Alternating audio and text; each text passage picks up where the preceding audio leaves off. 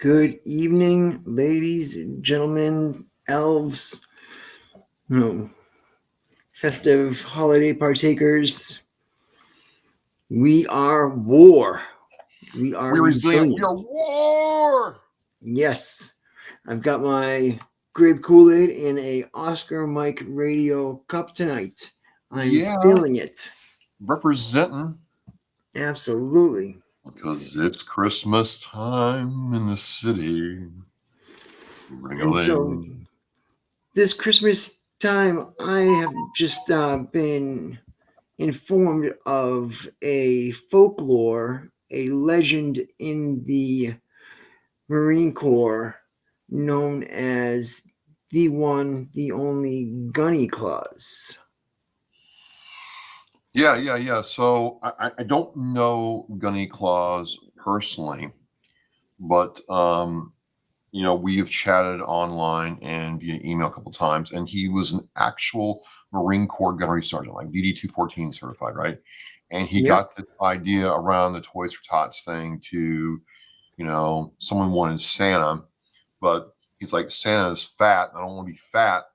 So, I'll be not Santa Claus. I will be Gunny Claus. And it's really become like its own brand. I'm surprised, Mikey, that the Marine Corps hasn't been like, no, you can't do it because you're wearing the EG.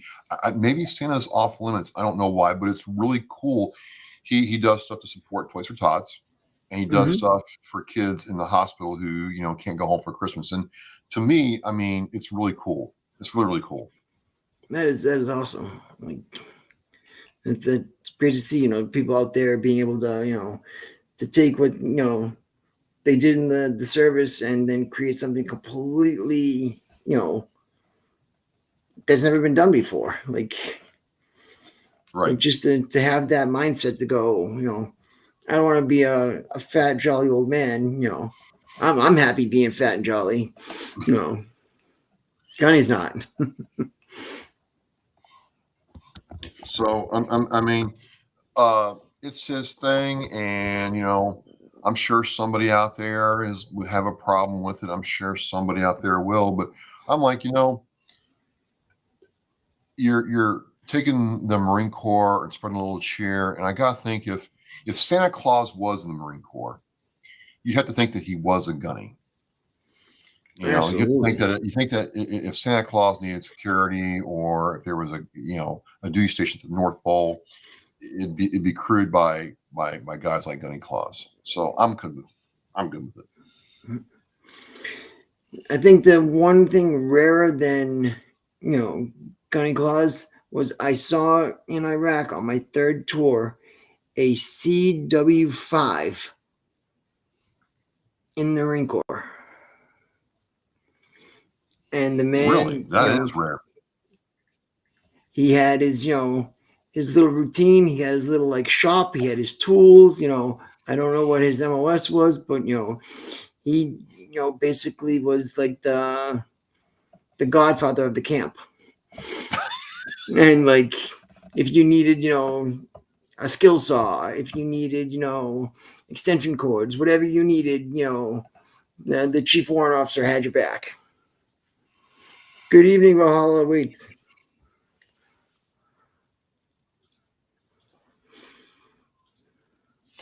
Valhalla waits. Oh yeah, they're the YouTubers that stream while playing games and stuff, right? Yes, he does the Lego builds. Well, Oh yeah. and he's been You can't go wrong with Lego blocks and other things, right, on YouTube. absolutely. And then I see like there's so much content sometimes that like, do you ever play at like 1.5 or like try to go faster and like to catch up on things? It's tempting. I don't like to do it because it wasn't recorded in 1.5. So I'm like, I guess what happens is I get very picky about what I listen to, or I just, I might have to build a playlist sometimes and to get all the stuff during the weekend.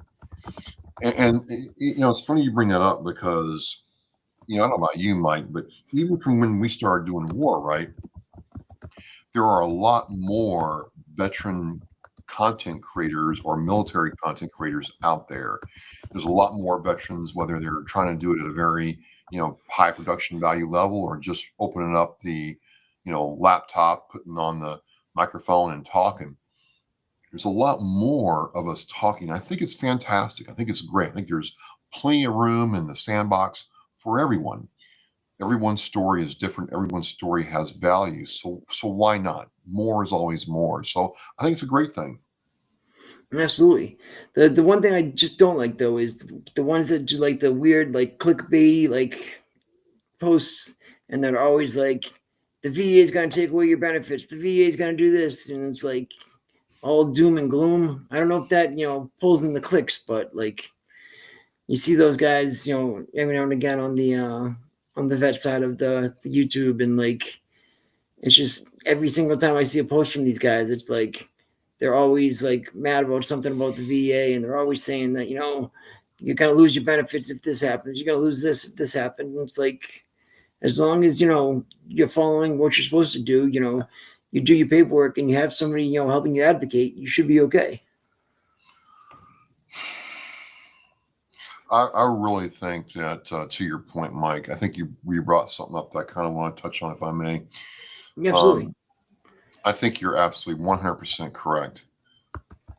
I think because for news media, social media, and clickbait, you're absolutely right. It's just easier to there and say the VA sucks, the VA messed me over, the VA.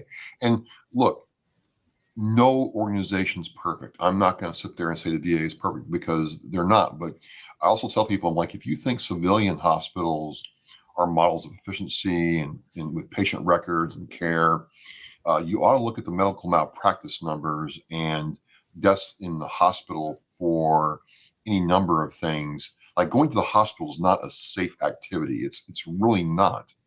So, and the VA does a lot right. And I got reminded of that, I went to compete in that meet 3 years after getting hurt real bad, right?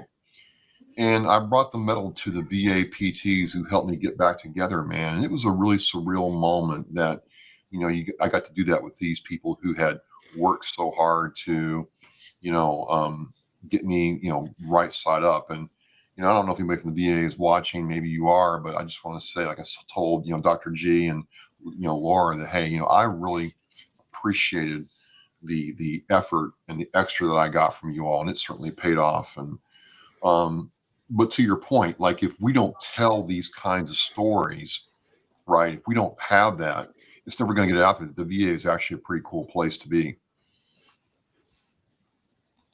Sorry, I just want to get, Yeah. Well, just as been able to just go right in and he's able to get covered. Could be the goats, could be the massive beard you've got. They see you walk in, they know you're ready to go. And then we've got an event coming up. I just want to hit real quick before I forget about it.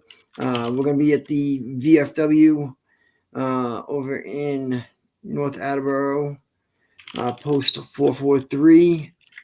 Next week, if any vets don't have anything to do this holiday weekend, we are going to do a coffee and camaraderie 10 to 12 over at the VFW, again, North Attleboro. Feel free to, come, bring, families welcome, free coffee, free donuts, and, just hang out with some vets and, spend some time and, get back the, that feeling of, belonging again. I think it's so important, man. I think it's so important. Absolutely. And then I know too, they also have down the Cape and the islands, good old Martha's Vineyard is hosting these events.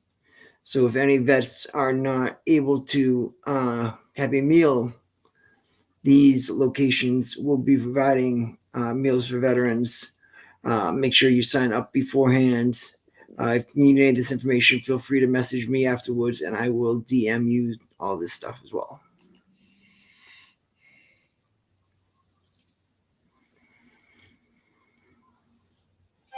And the one thing that we talked about earlier too, Travis, was the loneliness that comes around the holidays, and the fact that folks can get really depressed, and the holiday blues, is a real thing. And I'll never forget, my grandfather, he was a Purple Heart Marine, and he said the first time he saw a 6'5" man break down in tears was when he was overseas and they heard, "I'll be home for Christmas," and of course they weren't. And he, that's something that just, that stuck with me, for the rest of my life. Like, just, thinking of that, and like, and so, we just want folks to know that, if you're having a tough time during the holidays, feel free to reach out. We've got great resources, be it, one another, or be it the, behavioral health line, Gail and crew, will take care of you. And, 988 always available as well. Man, there's 988, there's Mass Health Helpline, there's so many other resources out there. There's really no need to feel alone, and the holidays are not easy for everybody. And sometimes being by yourself during the holidays I get it, I understand, and that's okay. But if you have a chance to be around people, you should take it. You should definitely take it. Absolutely. That's one thing that I've been absolutely loving this year with, Emily being 3 now, and like every time she sees Santa on TV, she screams Santa, and like it's just absolutely amazing to like see like the joy that she's had so far. And like she's been pretty, spoiled this year. We went to Bass Pro Shop, did the picture with Santa. Nice. And then the town of Rentham actually did a drive-by Santa, where like they had the fire truck and they had a Santa and an elf on the back, like just driving around town, like they did like a bus route basically. And just, so we went outside and we surprised her with that. And then this afternoon, my wife's work had Santa and Mrs. Claus stop by, so she got to go over there and get her picture taken again. Awesome. So little does she know, it's 3 different Santas, but she is absolutely loving it.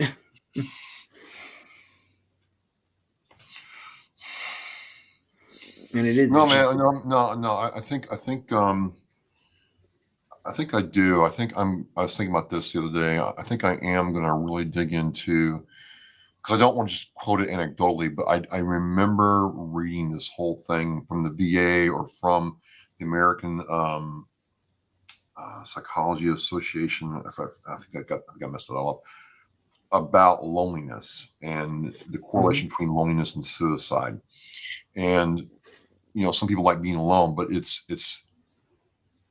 the feeling of being alone by yourself, and it's more isolation than loneliness. But that's what they mean by the term loneliness, is that you're self-isolating and you can't get out of the isolation thing. I'm going to find that, and then I'll share it with you, Mike, and we'll talk about it, because you can get into a routine where you just go to work, do your thing, come home, crank on the tube, crank on the TV, play the Xbox, and not really ever be around people. And there's, yeah, we all know it, but there is a lot of science now being said. Hey, there's a real human component need to be with people.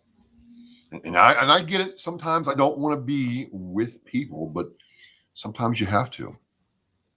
Absolutely. And I know the big thing too is, men more than, more than women, as we get older, we have fewer and fewer friends.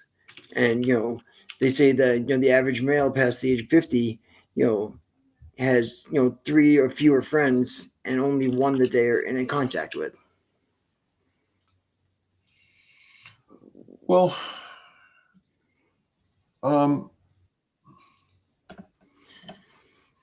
see, I don't know if that's a good thing or bad thing. Hear me out here. Mm-hmm. Do you want like 10, 20 people in your life who you've got to kind of like, are they really have your six? Are they really bros? Or do you want like 2 to 3 guys, that, kind of like that movie, The Town, where the guy where Ben Affleck comes in there and tells the guy, hey, we're going to do some stuff. I'd rather have 1 or 2 of those kind of dudes than 50 people in my life I got to worry about if they're actually there for me for the right reason. Does that make any sense? Absolutely.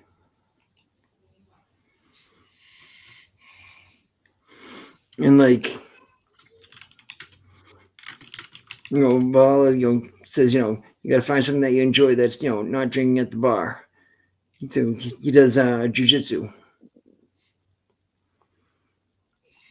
It's a good way For sure. to stay, in shape, and also to be around other people as well, and like the not being around a bar thing is such a big thing too, because you do see it, like at these VFWs and at these legions, these guys that their whole day is go to work, go to the bar, and like some of them don't even talk to one another. They just sit there at the bar and into their drink and into whatever's on the TV, and they're just kind of zoned out, and like that's no way to live. Tell you what, man, I went to a local VFW here a couple months ago, and it was that scene. I walked in there. It was Saturday it was after I trained, so it would be around between, like, let's just say 5 to 6:30. I can't remember exactly when I stepped in there. And then, if I said the name of the VFW, people know exactly where I'm talking about. And it was exactly that. It was some people sitting side by side, but a lot of them were sitting by themselves, drinking, watching the TV, just staring off into space. And I'm like, man, that can't be the period on the end of my sentence of life, man. It just can't be it. And I can't do anything for them. I can't. I guess I could if I wanted to, but I don't know where to even start to try to get them out of their shell. But I don't want anybody else to think it's okay to go to the bar and have a drink. Absolutely. But you could tell this is what these people did weekend after weekend. And that's one thing that I think, our generation of veterans has done better, is finding other outlets and finding other ways to, positively, deal with returning home, and deal with stress, and deal with anxiety by whether it's joining organizations like Team Red, White, and Blue, and doing 5Ks, or you join Team Rubicon, you're able to go and deploy and help after a hurricane, disaster relief, Well, you got Mission Continues that's doing, volunteer work, throughout local communities. I think a lot of, our generation has found, meaning in that and stuff like that versus where, 20, 30 years ago, all there was, the local post and, and whatever the post was doing, you just kind of fell into. Right. And that's the other big thing that, like, I feel is positive to see too about, like you said, more veteran, content creators and more people, having podcasts and sharing their information and their stories is, is being able to have this knowledge out there and share it instead of, again, one thing I've always, preached is, it's not something that, you hold on to as currency, any knowledge that you get or any, organizations or, help that's out there, you want to share with other folks. So that way, the most people can benefit from it. For certain, man, for certain. I think that's so important and something that, maybe is changing in the veteran space. What I would hope to see happen is that, hey, we're all getting together online, Discord, video games, so on and so forth. But let's take that into the VFW and American Legions and keep them going too, because the next 10 to 15 years, man, are going to be interesting with, some of our Korean War and Vietnam era veterans, passing on. Yeah, I mean, you look at, World War II, we've got onesies and twosies, and that's it. And, the guys that, were the officers when I first joined the Legion, 4 out of the 5 of them are gone, and it's, you don't see more guys joining, that are taking their spots. No. And, it's one of those things, that I saw when I was the commander, and it was about a 10-year gap in service from when guys got out of the military to when they started reaching out to, these veteran service organizations and tried to, to find that. So I'm trying to. And but did you no, find I didn't. the article? No, I didn't. It's really starting to annoy me now. I'll do it. I gotta do it later. But no, man, I just I think when I see shows like this, shows similar to it, whether they're newer shows, more established shows, or even like the high end Jocko and Sean Ryan's, the heavily produced, heavily socialized shows out there, I think it's encouraging because as long as we're telling our stories, even if it's the same old sea story over again or the same mess hall story, that's fine. As long as we're telling the stories and talking about these people and things that happen, then it will be in people's consciousness. It won't just fade away. I think that's what happened, after, the Korean War, for example, and even Gulf War One. I mean, those guys went there, did their thing, and were home in like 6 months. No one really understood what it took to pull that off. So as long as we have these kinds of areas, I think it's going to be great. And I know, like, like for, the town of Foxborough, when we created the Global War on Terror Memorial, one thing that we wanted to make sure was, the Desert Storm guys are on the back of the Korean Memorial. And it's like, that's not right. Those guys should have had their own memorial, for them. And so when we created the Global War on Terror one, we made it so it was a 360 memorial. So as, names got added to it, it would just continue to go around instead of, being just a forward wall. It's got, the names rotate around it. Well, that's the interesting thing, man. It's we're having these wars, and it's just we're not having the fatality. How do I say this? The fact, and I'll pull this up for next time for you, but there's a stat, right, where actually going to war in some cases, and this is true. Being in a combat situation in certain regards is actually safer than having to be in garrison stateside. I was, train accidents, POV accidents, other kinds of accidents take people's lives who are serving the military. Whereas in a combat setting, there's no alcohol at all. Your activities are tightly regulated, of course, and they should be. And people actually got to watch out for each other. And yeah, a KIA MIA is a tragic incident, but the fact of the matter is, compared to Vietnam and World War II, combat's changed. Technology's changing everything.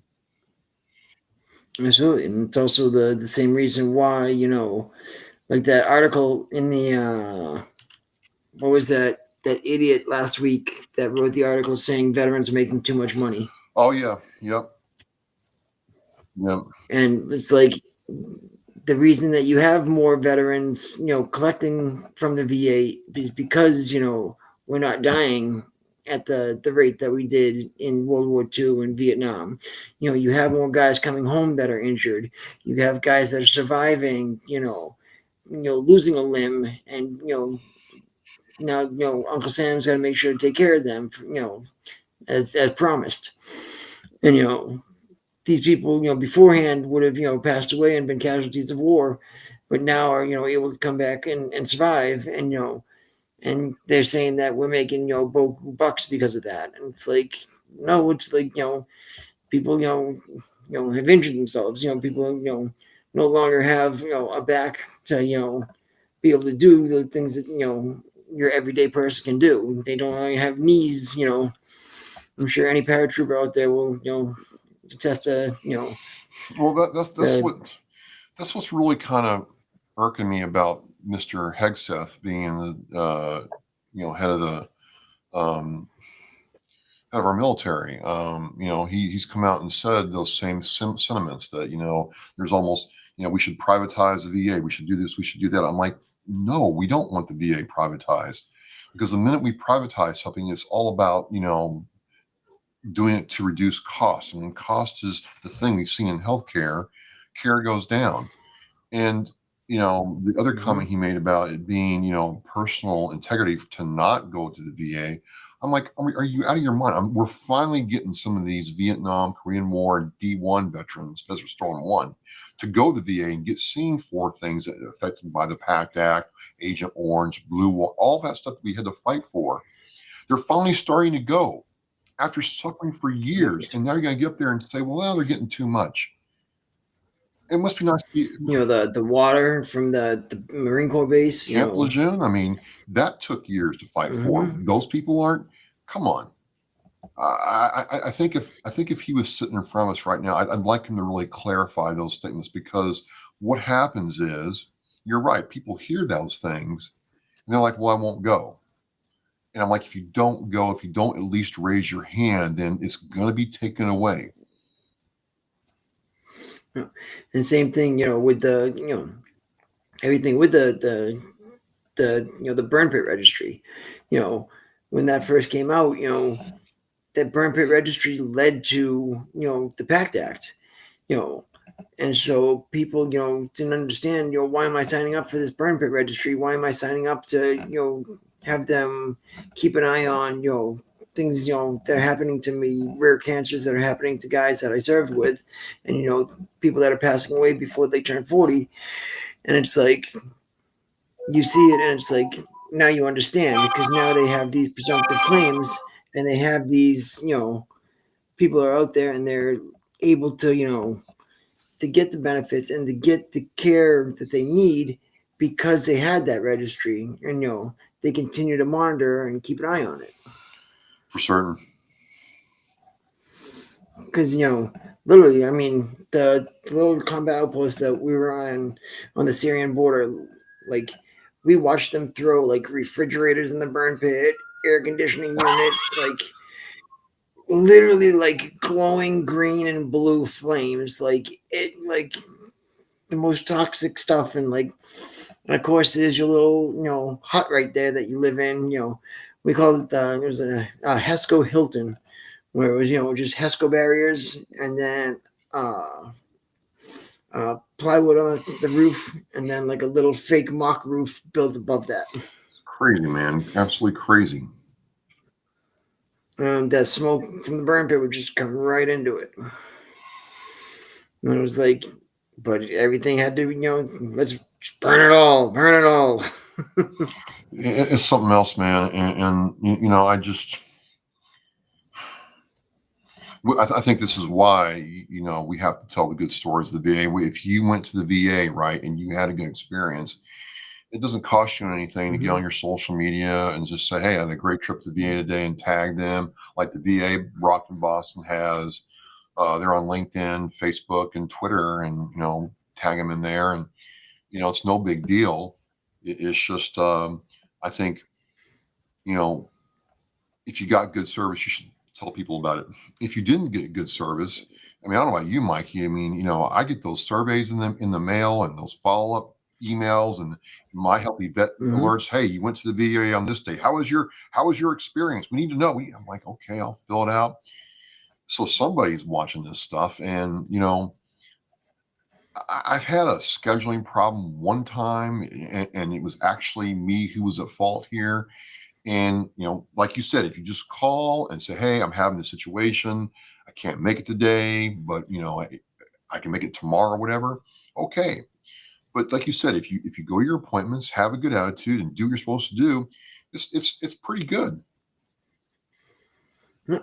And then the other thing too is like, when you look at, people, on Twitter, leaving comments and, posts, they're always pissing and moaning about something. And it's like, people are only leaving comments or, talking about, the VA when they're mad about it. Like you said, people need to, on the other side, talk about a good experience too. And, share, the positives that are happening out there. For sure. It's like, for sure. Because, it's like, you look at a Yelp review for a place and like,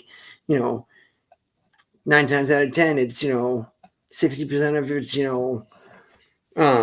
negative, reviews because, people are pissed off because they had a bad experience, and it's not the typical experience. It's just, one crabby person or one rude customer, or it's like, but that's the ones that you're going to see because they're the ones that took the time to, we do like to complain, Mike. We do. I don't know about you. The only time our senior staff NCOs and officers got worried about us is when we quit complaining. That's when they got worried about us. If we were complaining, they're like, oh yeah, get effed. I don't care. But hey, how's everything going? It's going fine. You sure? Yeah, it's just going fine. Hey, how's it going? It's going fine. Sir, we got a problem. Yeah. Yeah. If Joe's not complaining, I'm not doing my job. Hey, what's going on there, Marines? How's it going? We're going to do a little, moto morale run. Yeah. I don't know why they thought running would fix everything, but they did. And just the bigger the runs, the more asinine they got. And it's like, let's run as a battalion. Let's run as a division. And it's like, oh God, why are there so many of us out here? And then the stupid accordion effect that starts happening. It's like shuffle, shuffle, shuffle, shuffle, shuffle, shuffle, sprint for 10 seconds, shuffle, shuffle, shuffle, shuffle, shuffle. It didn't matter how good you did it. If you were in so there was 3 batteries and 1, headquarters support battery. So 4 batteries, right? Battalion of 450 people, almost 5, let's call it 500. The last 2 batteries knew no matter what we did, it was going to be a constant speed up and slow down. The front 2 batteries are kind of like, yeah. And then on the strip, C1. I mean, we're like the whole freaking way stunk. I can't imagine. They did division runs when you were in. How did they? That's like thousands of people, Mike. How did that even work? How do you know when to go and when to turn? They literally just. Or how'd you know when to stop? It was stupid. It was basically, one of those things where you're like, you're yelling over the shoulder of the guy behind you, car, game on. And it's like everybody's just echoing the command. Nice. But like the worst was like we had a company run one morning, and one of the guys that I was friendly with, uh, he wasn't in formation. And we're looking around. We're like, where is this guy? And sure enough, we send in a runner back into the barracks to find him. He's asked out on the LT's floor asleep. The LT was a buddy fucker that morning and decided not to wake up the Joe that's on his floor to make sure he's goes out to PT, but just goes out on his own. So they had gone to the strip club the night before, and so they sat there and they had gotten kicked out of the strip club because during the middle of a dance, he was like, I need to go to the bathroom. And the girl was like, if you leave now, your song's over. And he was like, well, I'm not going to do that then. And the kid literally just pissed himself. And so, boom, they were gone out of the club. Well, that's song's And over like, now. Yep. And it was like, and it was funny because like the strip club down there used $2 bills. And like, so when you would go in, like whatever it was $10 cover, you get, you give a 20, you get, $10 back in $2 bills. Anytime you went to the bar, you would get $2 bills back because they would try to, get more money. If they're only giving you $2 bills, then you can only tip in $2 bills. And it's literally like anytime I see a $2 bill now, I think of, this Cape Cod, strip club that was, just the weirdest place I'd ever been to in my life. Like most places have like a stage. This place had like a 6-inch platform with just like a regular rope like that went around it. And it was just a very strange environment. But of course, that's every military base. I feel like I don't. you've It's got funny your you say that though, because I don't remember a strip club in Yuma. Now there were plenty of bars, and there was one that was real famous that all the whole base went to, and the reason we knew about that one because our sergeants told us, "Hey, that bar per capita has the highest rates of STD in the state of Arizona. You might not want to go there." Did that stop Marines from going there? No, but I don't remember. I don't remember strip clubs. I just don't, and yeah. I don't remember strip clubs in Mexico either. Although they did have other sorts of adult entertainment that you could purchase if you were so inclined. Which whether you did or not, it's not my business. But the options were there. Yeah, I know in Missouri, uh, they actually had a massage parlor that was off limits to all service members because it was always under investigation from CID because there was like sex trafficking going on there and Nice. like all sorts of terrible behavior. So it was like as soon as you went to this base, Missouri, Fort Leonard Wood, here's your incoming brief. All right, don't go to Daisy's. Daisy's right outside the post. Do not go to Daisy's. You will get charged and you will be investigated immediately. Don't even pull in the parking lot. Just keep going. Do not pass go. And then you had Big Lou's, which was the club, and you couldn't buy alcohol in the strip club, but you could buy alcohol at the bar at the liquor store next door, and then they would pass it through a hole in the wall into the club, and then the bartender inside there would hand you your beers.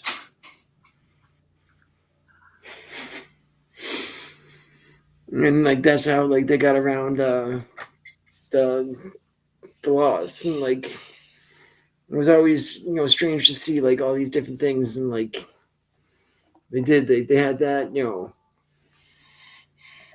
the different places. Like when I was in Germany, like I was like young and like I was still with my high school girlfriend at the time. I was like, oh, I'm gonna marry this girl. Nope.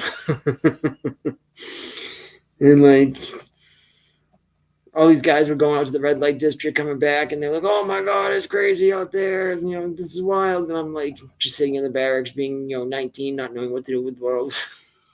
Well, you were smart in a way. You probably saved a ton of money though in that. So um, that was the thing, man. I mean, drinking got expensive for some of these guys. It really was. So, but it's Christmas time. We're all doing that, man. Any thoughts on Christmas Yes. before I get ready for OMR? Um, just again, want folks to know, if you're out there in the holidays, are kicking your butt, feel free to give a call, drop a message, definitely available to chat, and if anybody needs it, we're here. And I'm excited to see the little one on Christmas morning, celebrating everything and actually understanding it more this year. Last year, was a lot of opening presents, but not really understanding what everything was. This year, she's gonna actually understand that Santa came. Nice. So I'm pumped for that. And who do you got tonight on Oscar Mike I Radio? have Audrey McKee returning an Oscar Mike Radio guest. She's talking to me about this initiative where veterans who came to this country joined the military, veterans, immigrants who came to this country, joined the military, served the military, and got honorably discharged, are now being deported. Which I thought was like, wait a minute, if you came in, I mean, there's each branch has a way you can do this. You're from Mexico, any kind of like the French, not like the French Foreign Legion, but similar, right? Where you come in, almost like a pathway to citizenship. Right, pathway to citizenship if you join, and and to me, if you took the oath and you swore and you got honorably discharged, you should, move up the line a lot. But she showed me examples. There was a Mexican national trying to live in the United States, had served honorably. They deported him, and he couldn't get back to the VA to get care, even though the VA and the Army knew who this guy was. And so it turned into a big, huge problem. I didn't know about it. I mean, I thought that if you swore the oath and got your honorable and your DD 214, you were pretty much set in this country, and obviously not. And while I am not, I am pro legal immigration for certain. I certainly don't want anybody to get deported who did what they were supposed to do or trying to do what they're supposed to do. So it's a very interesting conversation. She's very passionate about it, and showed me a different viewpoint on the veteran experience. And hopefully, we can all learn something. Yeah, that sounds like it definitely is going to be something to tune into this evening. I know one of the guys I grew up with. I worked at a Chinese restaurant in town, and the sons both became citizens as they grew up and became 18. They took their citizenship exam and everything. The older son actually went to ROTC and did just that. He did the pathway through citizenship through military service. So that would be wild to have done that, and then all of a sudden see you later. And like you said, I know for people that are out there like expats that are living abroad, that it's difficult for them to be able to follow up with their VA care and to stay within when people are temporary and not permanent disabled. That you have to go and maintain these appointments. And, that can be very difficult at times. Very, very difficult. I can imagine what it would be like if you're not allowed in the country. Like, yeah. It's in there, and it was.